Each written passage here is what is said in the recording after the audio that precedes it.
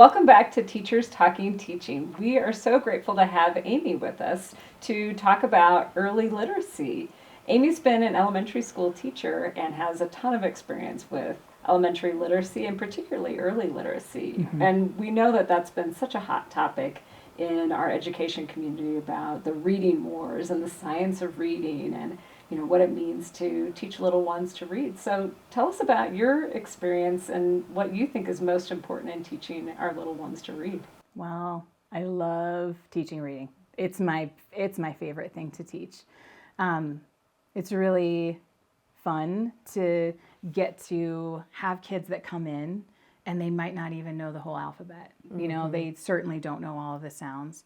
And then they're reading these books by the time they leave you. Mm-hmm. I mean, it makes you feel like a superhero. Mm-hmm. No joke. It makes you feel like, I did that. Yeah. I taught first grade my very first year, and I remember crying at the end of the year when I was doing their reading testing. Yeah. So I was like, they did learn to read. Yep. How did it happen? Yep. I mean, I'm kind of a crier anyway, but that definitely happens multiple times. And the kids it's the strugglers, right? Mm-hmm. And they struggle and they struggle and they struggle. And then it's like they finally, I'm going to cry right now. They finally get that it makes sense for them to blend it. That's the thing, right? That's the hurdle. They can know all of the sounds, but if it's they still can't figure it out. But then the second that they do, and just the look on their face of like, that they read the word that matched a picture in their head and they got it. It's magic. It truly is. It's amazing. And that's probably why I love it so much. And I'm addicted to it because I love those magical moments. Mm-hmm. And I'm also a reader, though. I love to read. And so I like to share that love of reading at whatever level of kiddo that I have. And so that's important to me too. I always feel like we are like one really good chapter book away from hooking them, right? Like every kid, see, I am emotional. Every kid, I always, I love trying to figure out like, okay, what is that book that's going to hook it for you? And again, 5th grade looked different than kinder. That will look different for me now in first. But I really just think that every kid can love to read. Every kid can be a reader. I feel like since you teach kindergarten and first grade, the range though that you can have kids who are readers, and then you have those kids who aren't. Yeah. So talk about how in the world do you address all those needs within a classroom that is very, not that every grade level doesn't have to differentiate, but your range is huge, and the amount of time needed with these kids is. I feel, there's a couple things. You really have to differentiate within their groups. So small group reading is, for me, the only way I can ever figure out to make it work. Mm-hmm. So teaching the lesson or, doing phonemic awareness or doing a phonics lesson, first whole group, good, so everybody gets the content knowledge. But then you really have to kind of divide and conquer, right, their skill level, where each of them are at. Nothing showed me more of that than our year of the hybrid during COVID, where we were really, kind of instructed to not have that small group time. At least for the first semester, we were really trying to stay true to everything whole group. And honestly, in the first part of kinder, fine, right? Like it was okay. But then the more we got, the more months on, I was just like, I can't do this anymore. So then I had to get real creative about dividers. I wish you guys could have seen that. And my small group table was like plexiglass. Yeah. But it was, and pass me the book under here and then, sanitize here. But it was that important to me that I worked with kids at a smaller group level so that I could really kind of hone in on where they were and where they needed to be by the end. I think the other piece, though, is something that I do that I'm not sure every teacher does. I do like a book bag program. Now, I'm not the first teacher ever to do that book bag program. I know that. Yeah. And I got it from another kinder teacher when I was doing my student teaching. But kind of like with every good idea you have, you take it and you make it your own, and then it kind of evolves over time.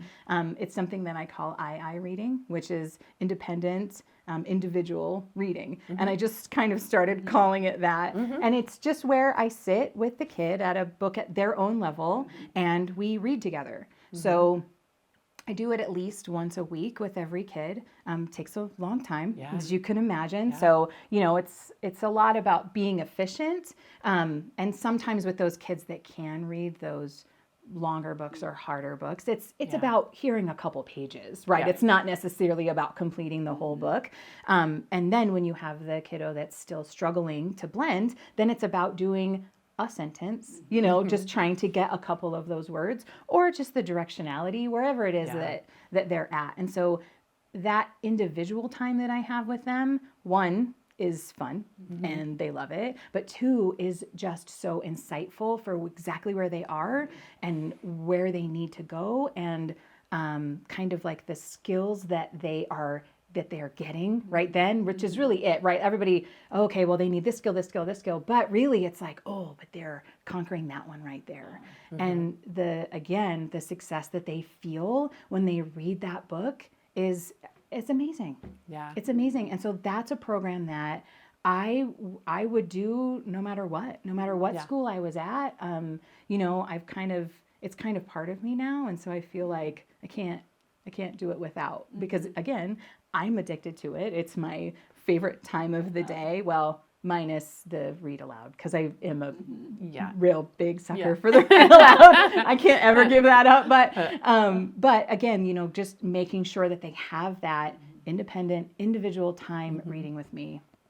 And what are you able to do with your other kids to keep them occupied? Because that's the challenge of kindergarten too. It is. You could have chaos back here while I'm right. So I always the one time that I make sure that I do it is during one day of our reading rotations or daily 5, whatever it is. And so while the other three groups, let's say, are doing their activity, they're on their own independent activity. Then I have one group, and so let's say it's a group of 6. So I have one kiddo with me, and then the others I have quietly practicing their book. Or then when they get their new book, then they sit and they try to work on their book. And I think the reason that it works is because they do have a book that's exactly at their level. Yeah. And so then they are able to do it on their own, even at a kinder level, even if it means they're just trying to, like I've had some kids like have an alphabet chart right here, and maybe they're just trying to find the letter. And so then they're just finding the letter and they're finding it and they use a little marker and they put it right there. So that really making sure that if it's at their level, that then they can do it on their own. And you're not asking them to do something that they can't handle, so then they will play. Or mess around or whatever. Right. When you started, really looking at your phonics instruction and phonemic awareness instruction, was there a particular resource that you used or something that you're like, oh, this is, how you learn to teach phonics? Yeah.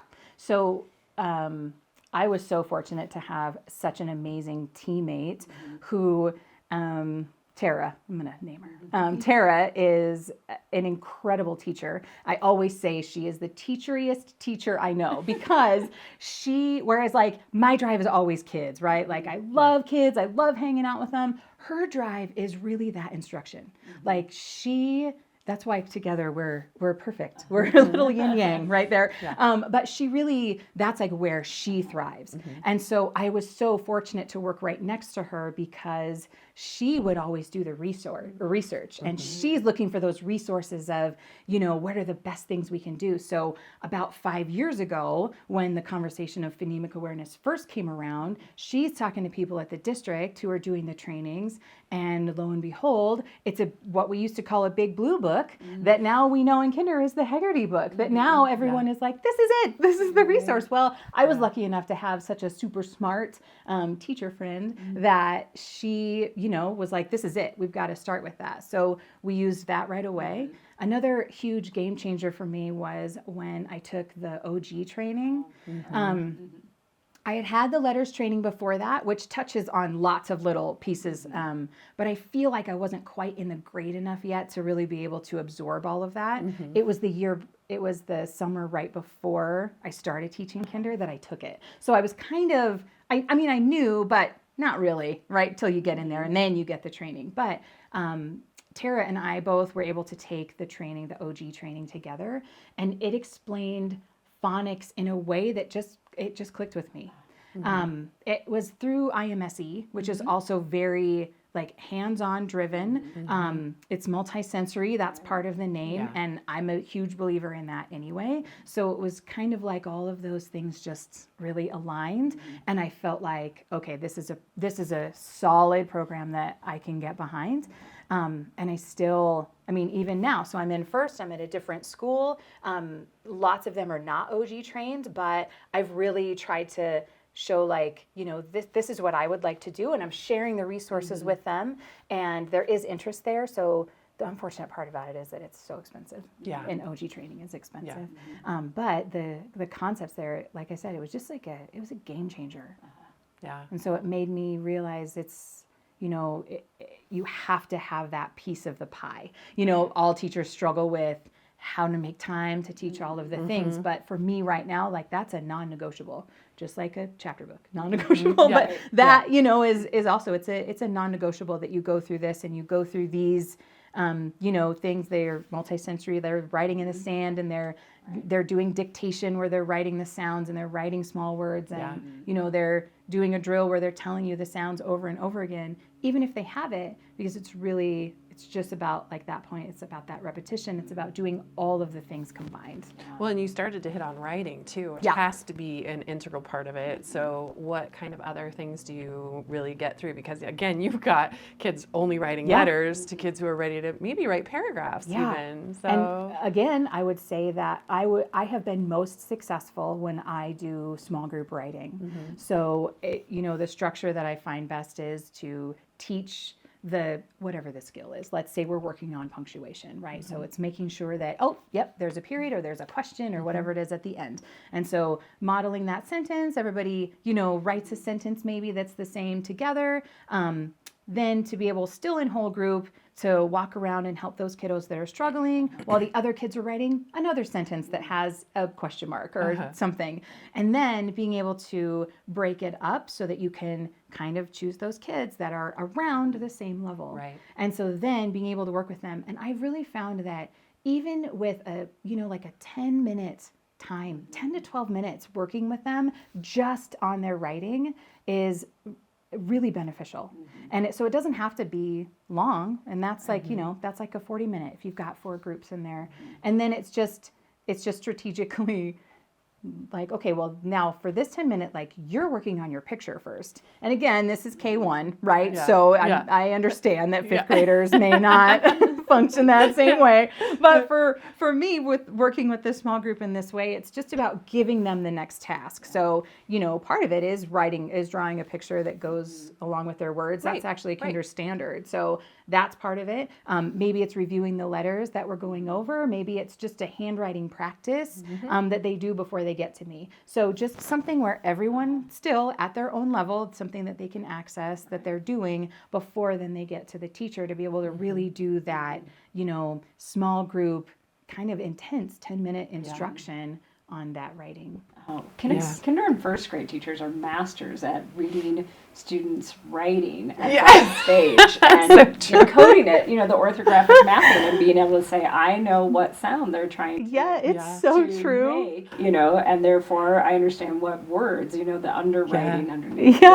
It's really fascinating how good primary teachers get at being able to read that developmental process of a child's writing. Have you seen those funny things that are, like referencing FBI? Like, I could get a job in the FBI because I've been a kinder teacher and know how to decode this. Handwriting analysis, It's so true. It is true, though. The development it's fascinating. And the fascinating part for little ones is how fast it seems to come together when they start to put the sounds together, start to map it to then writing the letters, putting the blending. Once all of that starts to work together, it's just almost on the verge of magic. How much it opens up for them. So much of my day truly is magical because of things like that. And for me in writing, it's that moment of when I do a lot of free writing, or, yes, do the sentence with me. And then you can write a sentence about whatever you want.